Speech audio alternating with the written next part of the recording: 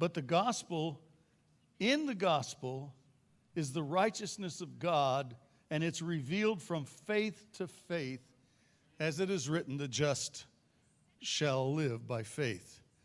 So we find ourselves in a very unusual position. As the people of God, God is certainly intended to reveal himself. But it has to be revealed as it's proclaimed. His righteousness becomes apparent. People become aware. And it's only when you see the righteousness of God that you see your sinful self. You don't know how sinful you are, what your sin looks like before God until you see the righteousness of God.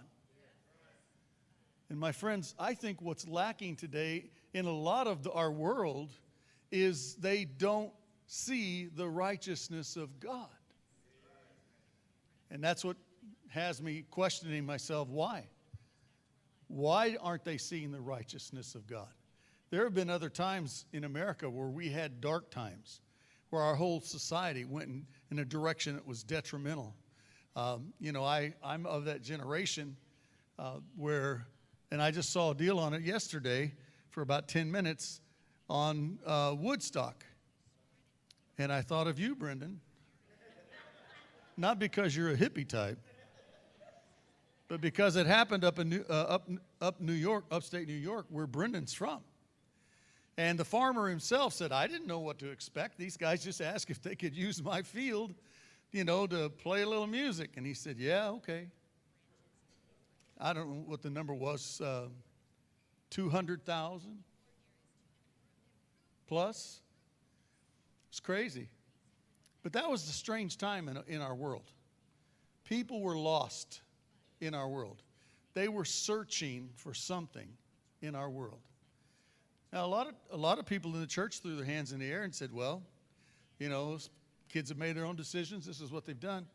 And then there were some who said, you know what? They're searching for what we found. And we need to make him known. We need to reveal who the Lord is to them.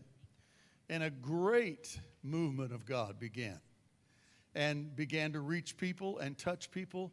And I'll tell you, I was an older teenager at the time. I was 18, 19. And I was sharing Jesus on the job one day. And a guy I was sharing with he was in the craft that I was in, but he had been a member of the Pagan Motorcycle Club on the Atlantic Seaboard. And the guy had a beard that hit him right about his belt buckle. And he could sit on his hair. And most of the people that saw him made flash decisions about who he was. He was my working partner on the job. I found out that man had studied more in searching for God than anybody I'd ever met before in my life. I mean, this guy was talking about the book of the Essenes, and he was talking about all kinds of the Maccabees and all these things, and I'm thinking, man, what in the world are you doing? He was searching. He needed a revelation of the righteousness of God. I just say that to you because I really believe there's people out there right now searching for a revelation of the righteousness of God. And you won't identify them by how they look. You just won't. He told me at one point, he said, I've tried to go to church, but he said it just doesn't work out. I said, well, what do you mean by that? He said, too many people they look at me and they just make a decision. And I told him, I said, you come to church, once I got him saved, I said, you come to church with me, and I said, I'll guarantee you they won't turn their nose up at you. He said, what do you mean? I said, well, they'll have to deal with me if they do, and pretty sure they don't want to do that, turning away somebody who, God is saving, and they don't want them sitting in their pews. This guy, God loved him deeply. And my heart is moved that there are multiple tens upon thousands of people that are just like him. I only knew him by one name, and it was Worm.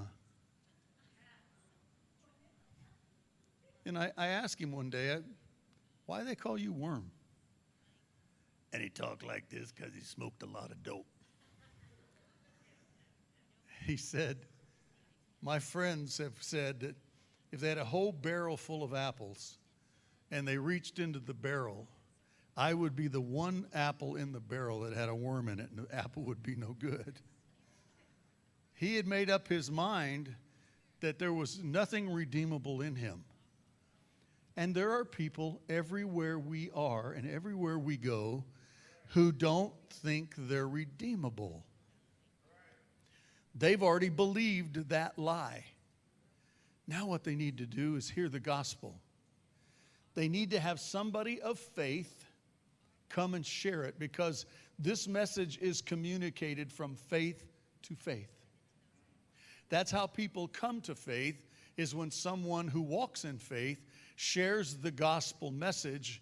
And God does this incredible, mysterious, supernatural thing where out of the speaking of the preaching of the gospel, there comes faith for people to receive it.